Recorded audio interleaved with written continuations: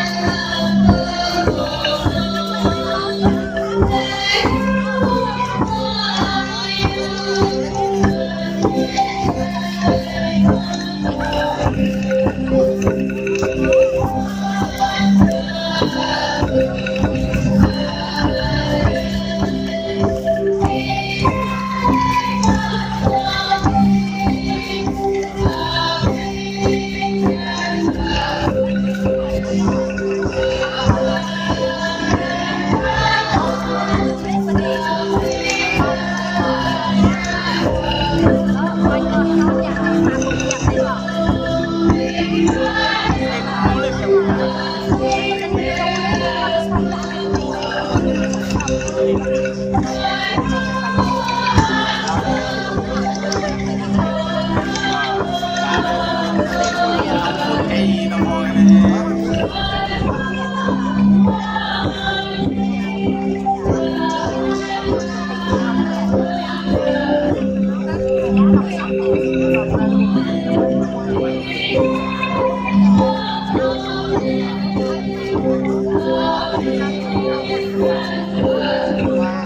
để không bỏ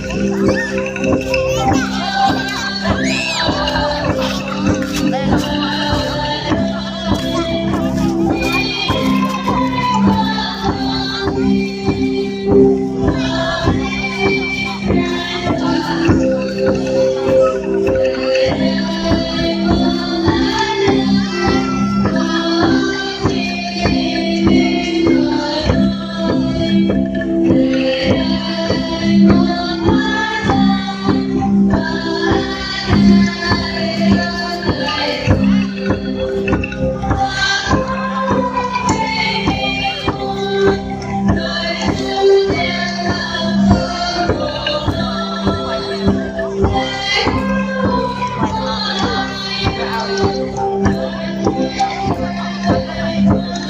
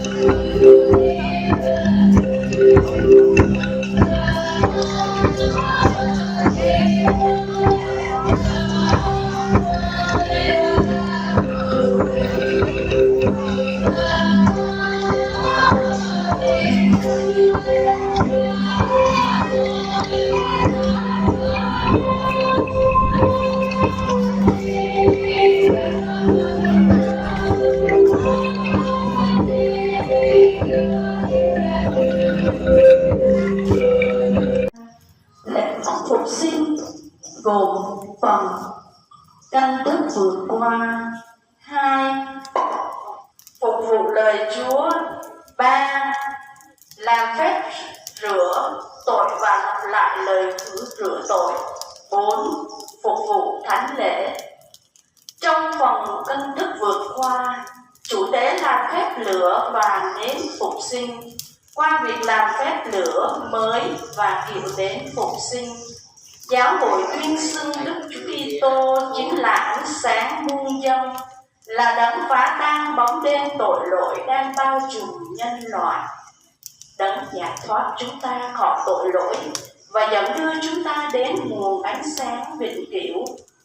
Đó là ánh sáng chân lý và tình yêu từng mầu nhiệm vượt qua, tuôn đổ trên cuộc đời Kitô hữu qua các nhịp tích được cử hành đêm nay, biến đổi làm ánh sáng cho ta lớn lên trong sự sống thần linh và phục vụ sinh thời Chúa Thánh Thần.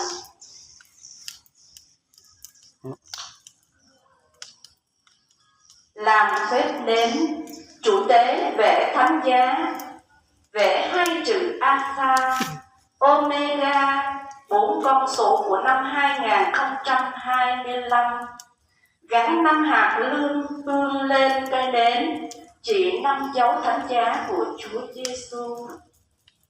Giờ đây, kính mời cộng đoàn đứng hướng về phía đường nhà thờ để tham dự nghi lễ canh thức vượt qua. Amen.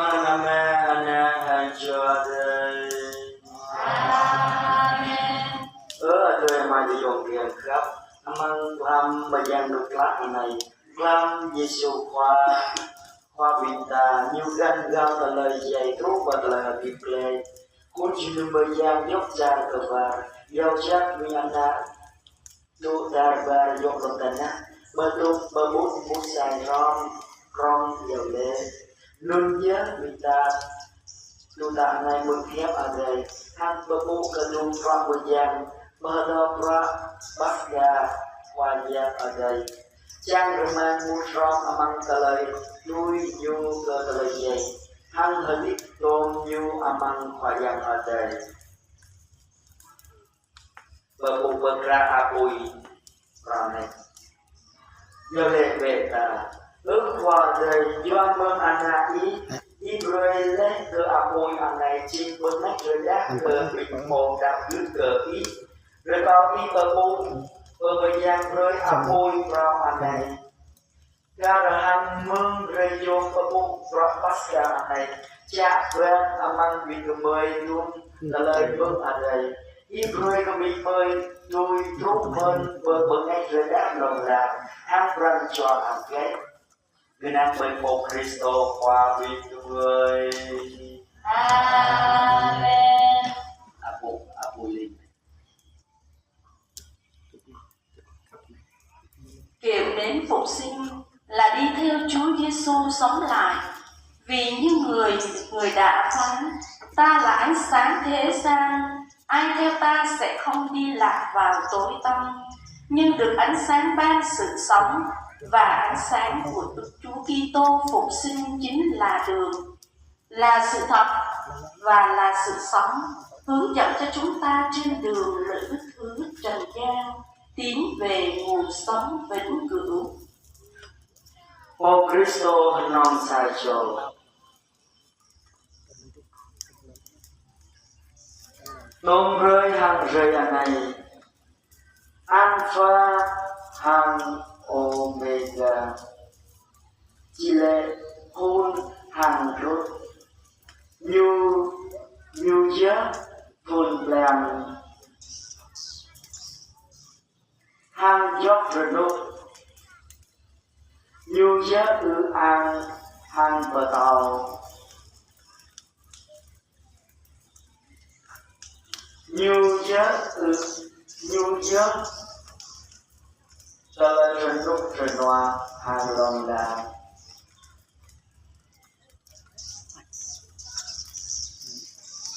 Doa mương rừng ma cho lên rừng ca.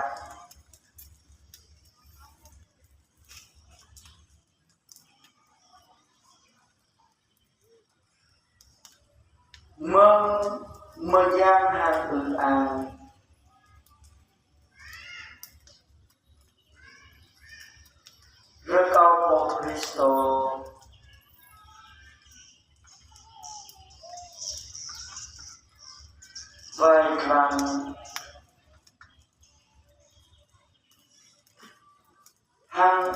hang pegang Abibang Bintang.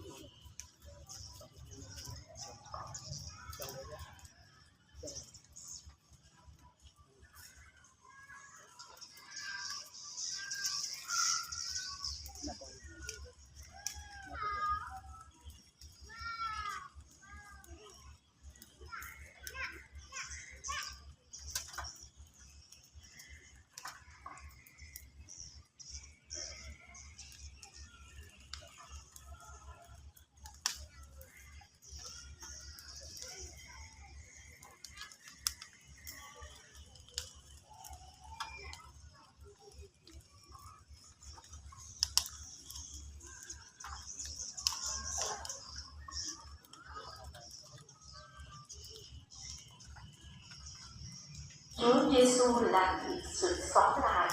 Tin mừng phục sinh nay đã được công bố cho mọi người. Nến phục sinh là hình ảnh của Chúa Kitô sống lại, là ánh sáng con đường và xua đi bóng tối tội lỗi. Ánh sáng huy hoàng của phục sinh đã thành ánh sáng. Giờ cứu độ, giờ chiến thắng vinh quang đã đến. Chúng ta thể hợp cùng thần thánh trên trời, cùng toàn thể và vũ trụ và nhân loại ca tụng tôn vinh Thiên Chúa.